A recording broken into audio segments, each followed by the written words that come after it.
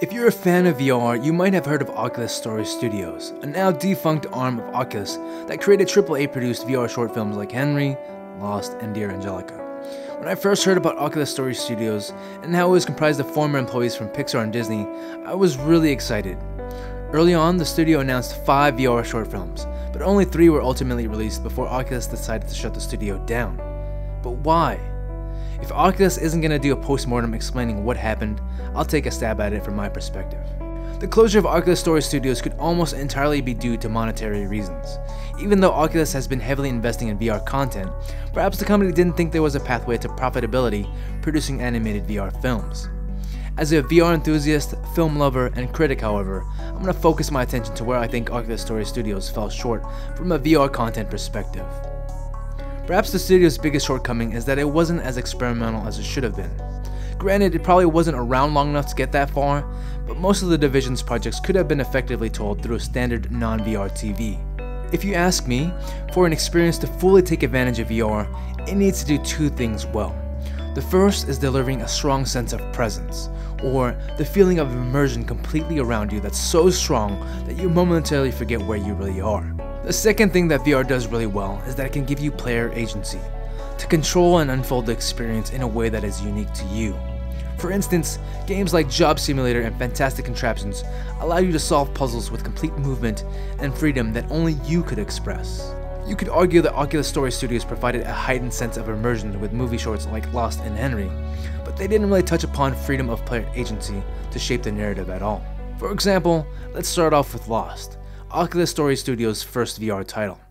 The short is set in a jungle at night, and you see what appears to be almost a dinosaur-like creature creeping through the woods. When you get a closer look, you see that it's an animatronic machine of sorts, and it's then ultimately revealed that you're looking at the missing hand of a massive robot that later walks onto the scene. I will say that looking up at the super tall robot presents a tremendous sense of scale that's only possible in VR, but for the most part, the narrative predominantly unfolds in front of you, much like traditional movies on the silver screen. On the subject of narrative interactivity, there's virtually nothing there.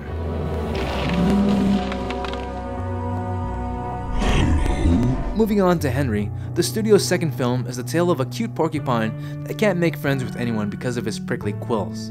Like Lost, most of the story unfolds in front of you, which means Henry doesn't take advantage of VR's ability to render in 360 degrees in a meaningful way.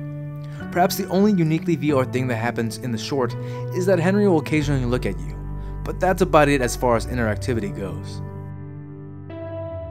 Neither Henry or Lost are bad. As a matter of fact, both shorts look highly polished, and there's really nothing wrong with them from a traditional movie storytelling standpoint. But VR, well, VR is a different beast, and in that regard, both shorts remind me of the early days of film, when movies were largely filmed theatrical plays. The film medium eventually evolved over time, with filmmakers discovering the language of editing, the ability of characters to voice inner monologues. I have trouble sleeping at night. I have bad dreams like I'm falling. Cinematography, and more.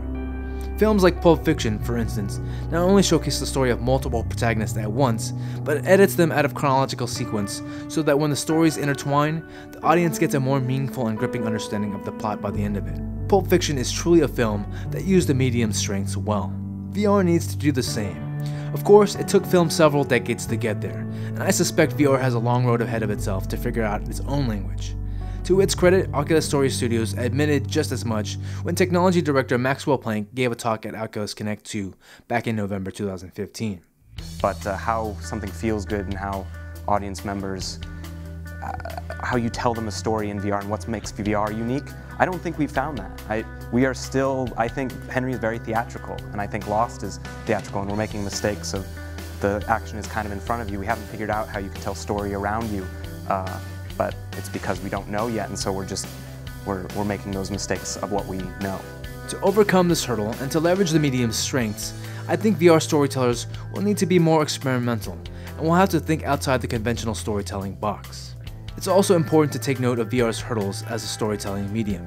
Early on, the studio found traditional movie-style jump cuts were a bit jarring in VR. On top of that, as many VR users can already tell you, whenever you take control of the camera away from the player in VR, motion sickness may arise. If that weren't a big enough hindrance, While VR can give you the freedom to truly look anywhere, VR storytellers may be challenged with the task of getting you to look somewhere in particular, so to not miss a crucial plot point. Perhaps the best route from a VR storytelling perspective is to turn this weakness into a strength. Take the fantastic The Invisible Hours by developer Tequila Works as an example. The VR murder mystery experience chronicles the fictitious murder of famed inventor Nikola Tesla at his gargantuan mansion. There's no gameplay here, rather there are 7 suspects across the same timeline, and to get a complete and satisfying understanding of the narrative, viewers will have to watch it multiple times and follow each of the characters. The Invisible Hours is full of twists and turns, by the way, and comes highly recommended. Why would Tesla pay to have a blind assistant? To keep his secret safe from prying eyes. Considering the limitations of jump cuts and the inability to take control of the camera away from the player, at the risk of sounding like a hypocrite, I think there are some movies that VR can draw upon. I'm specifically referring to movies that predominantly take place in one spot. Take for instance, Phone Booth. The 2002 movie starring Colin Farrell takes place almost entirely in a phone booth. I know we don't have many phone booths around today, but my point is that it does present a compelling premise for VR. In the film, Farrell's character makes the random choice to pick up a call from a phone booth. He then finds out he's at the mercy of an unseen sniper who has him pinned down. Yeah. Don't even think about leaving that booth. Wrong number, pal. I'm aiming at you right now. Can you feel it? The sniper, played by Kiefer Sutherland, forces him to do several inane tasks to prevent himself and innocent people from getting shot. I have a .30 caliber bolt action 700 with a handheld tactical scope. Throughout the story, you get to learn more about Farrell's character and see his inner demons come to light. Confess your sins, Stuart. Hang up. Stu hasn't been totally honest with you. His wife looks very angry. He said he wasn't married. It's a compelling journey, one that I think could potentially work really well in VR, especially when it is you in that phone booth and you have to decide which innocent pedestrians live and die. There are several other movie premises like this that could translate well into VR, which include the likes of Panic Room, Buried, and more. I'm not suggesting that VR movie makers steal these exact film ideas, mind you, but my point is that it's okay to take things from film that work and discard the things that don't while you set out to find VR's voice. That's not to say there aren't engaging movie-like experiences happening in VR today. In addition to The Invisible Hours, Dispatch by developer Here Be Dragons tells a captivating horror story that uses simple but clean vector graphics to show you the plight of a woman trying to escape from a serial killer. He's going around back. Hello, can you hear me? Please, he's coming after me. Okay, police are on their way right now. Stay calm. Is there anything you can grab to defend yourself with? He's gonna kill me. While Dispatch features no gameplay, it leverages 360-degree visuals coupled with positional audio to tell a thrilling horror story that's best suited in VR. Getting back to Oculus Story Studios, I did think they got better with every release. The goal of the studio's last release, Dear Angelica, was to make you feel like you were inside an illustration. It did that well by animating massive illustrations all around you in 360 degrees and tugged at your heartstrings along the way. Dear Angelica chronicles the legacy of how an esteemed actress mother had to leave her daughter behind after losing a battle to cancer. The studio's next release was to be Bullfighter, but other than a few images, we don't really know what was to come of the VR short due to the closure of the studio. Whether it was for creative differences or profitability concerns, in my opinion, Oculus Story Studios died before its time. As a VR and movie fan, it was really disappointing to hear. With more time, the studio could have laid the foundation for how VR movies could and should be made. I hope other companies will pick up from where they last left off. I try and put a lot of hard work and passion into all my crowdfunded videos. If you like this one and want to see more like it, you can help me by donating to my Patreon in the link below.